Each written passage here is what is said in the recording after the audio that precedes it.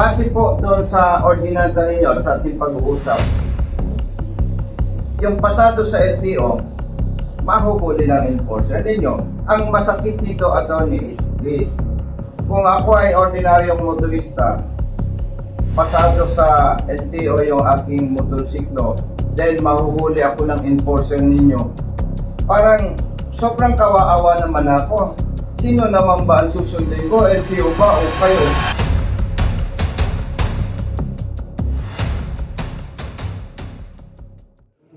Attorney Perez? Yes, sir. Good afternoon. By the way, we are here hindi para questionin Yes, sir. whatever purpose na hindi magiging maganda ang impression ng city government. Yes, sir. Nandito kami, attorney, dahil may mga nakarating sa amin complaints. No? And hindi namin never kaming nagtanggol ng motorista na mali ang ginawa. Yes, sir. Yung tunay na may violation. Ang number one intention lang namin, attorney, is to check kung may punto yung complaints ng mga riders dito sa Davao City. And by the way, nag-request ako ng presence attorney ng DILG kasi wala ako sa position, baka ang maging impact. Hindi, ayaw lang natin na ang maging impact pa. Nakaharas lang yun. Part ng trabaho. Yes, maganda yung may third party from the government. We start with, dito po sa section 180, paragraph A, sinasabi po dito, it is prohibited for a person to drive a motorcycle or motorcycle with sidecar or center car with modified muffler. Base po sa mga pakikipag-usap ko sa mga riders, ang sabi nila, basta nagpalit ng muffler, hinuhuli ng enforcers ng CTTM. And kanina po, may nag-interview sa akin, ganun din ang sinasabi. Na basta nagpalit ng muffler, bawal huli. Ang nakalagay lang dito actually, sir, is muffler na approved by DTI. I-reinstall mo yung default or mag-reinstall ka ng muffler approved by DTI. Okay? When we conducted committee hearings, because i-codify ang muffler ordinance sa Davao, last year, the target is within this year, ma-approve yun, is that pinatawag namin ng DTI, sinasabi ng DTI, hindi sila nag-approve ng muffler or wala silang tako. So in essence, when we read the city ordinance, itong sinasabi nila, DTI approved replacement muffler. So parang wala ito. So Yes. so dapat when we implement this, sinasabi i-reinstall yung original muffler. So pag makita ng enforcer namin, and it's a separate division in enforcing this one, makita nila na hindi yun by default, yun ang inuhuli.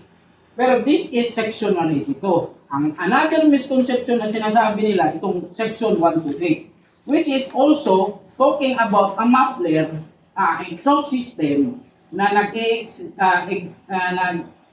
excessive or unusual noise.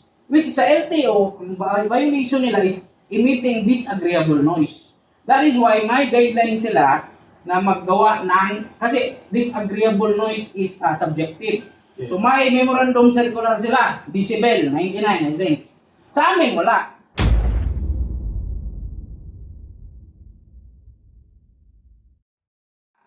Kung ang section 128 ang sinasabi natin, need niyan ng sound meter. Kasi ang sinasabi dito, unusual noise. Which is, believe me, hindi kami counter with the memorandum circular of the LTO. Kasi ang LTO, magawa, pag ito ang ini-impose namin, ini-implement, section 128. But we are imposing, especially to mga ordinance, is the section 182. Which, by its face, when you read these provisions of the traffic code, it's saying, pag modified ang muffler mo, hindi mo reinstall yung by default na muffler. I-impound namin. Exclusively, sa impoundment area, tatanggalin, may technique, may technician ka nga i-hire, babayaran mo, para i-reinstall by default yung muffler. Because that's the city ordinance. And we are saying na we are just implementing it. Kung may problema sa law, that is why the City Council answered it ng committee hearing last year. Okay? Para to codify, even we are in discussion, even the selling pwede plan of the city, but it's still a proposal na iban. Or even if technician ka, parang in-install mo yung hindi approved na muffler, is ipe-penalize ka. But still a proposal. Not saying wala pa, but that's the plan. Bale, kaisa kami sa City Council in making the policy as to that. Kaya lang, again, may mga in-invite kami na technical people na to certify ba na if mo kasi ang point naman namin when we implement this is the safety of the motorist. That if you modify something in your exhaust system, baka sumabog. Kasi may mga video kami na pinapasa sa amin na pag New Year, pag wala nang muffler, parang mag-aapoy, masusunog ang motor. That's kasi Councilor Acosta is under public order and safety. So yung mga legislative measure niya is towards it, yung road safety ng motorist. So if you modify something in your exhaust system, baka sumabog. Kasi may mga video kami na pinapasa sa amin na pag New Year, pag wala nang muffler, parang mag-aapoy, masusunog ang motor, yung muffler mo, change mo, or dinetach mo. Basta nagpalit, modify. Yes, sir. Halimbawa, XRM ito ng motorsiklo. Yes, sir. Hindi na available sa market yung original. Sa ngalan ng public service, anong pwedeng gawin ng CTMO para sa mga riders na ganun? That is why, sir, since we are speaking on the proposal on making amendments. So, in that case, i-refer natin sa committee hearing. Pag next committee hearing, we will say that there are motorcycle that cannot, hindi na pwede ma-change ang muffler for that instance. So, for the next hearing, Yes. so paano ngayon yung mga mahuhuli? Yung mga nahuli na at mahuhuli pa? Yes, sir. Anong protection natin kayang ibigay doon? We will implement this as it is unless there's changes or there's court order to stop implementing it. In other words, para malinaw sa riding community, kung ikaw ay hindi makabili ng original or stock muffler para sa motorcycle mo, ang term lang na madali niyo maintindihan, sorry kayo. Very clear, walang public service doon. Kasi sorry na lang.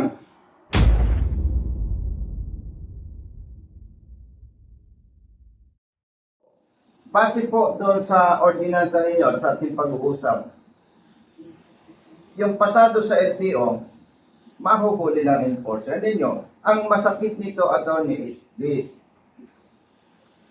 Kung ako ay ordinaryong motorista, pasado sa LTO yung aking motorsiklo, then mahuhuli ako ng enforcer ninyo.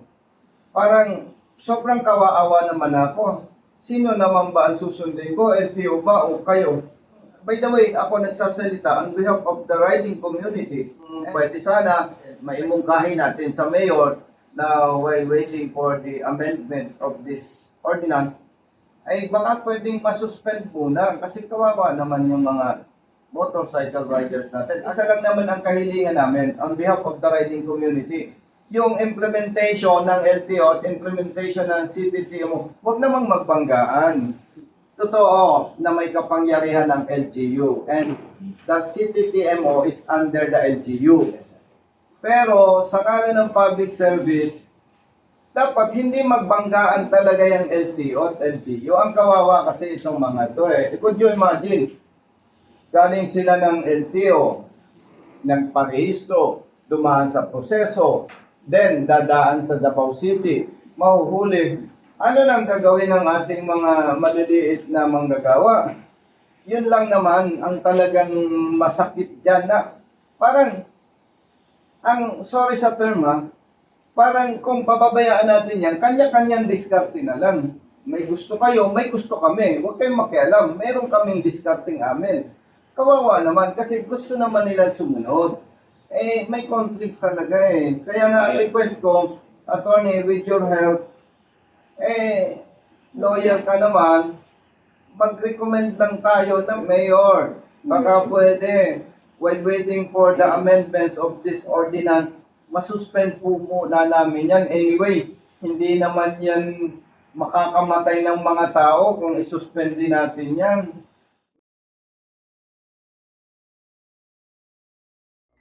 Huwag ka nang mangamba, di ka nag-iisa. Basta't nasa tama, may kakampi ka.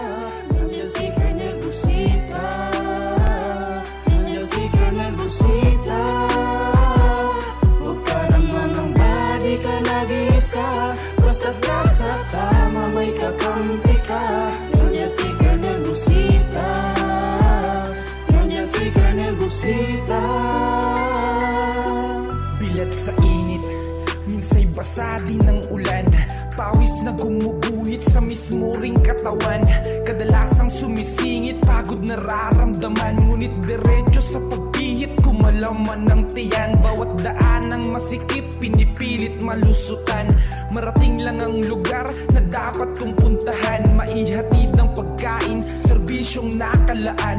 Para sa mga taong kailangan kong pagsilbihan. Napili kong hanap buhay, makipagsapalaran. Magdamag man sa daan, puyat man ay tatatagan. Para sa pamilya ko na laging nakaabang. Handa akong gawin lahat, mabuhay lang ng marangal. Kahit pa may sandaling, tila ba natatapakan ng karapatan sa tuwing minsan ay nararanasan di patas na pagtingin.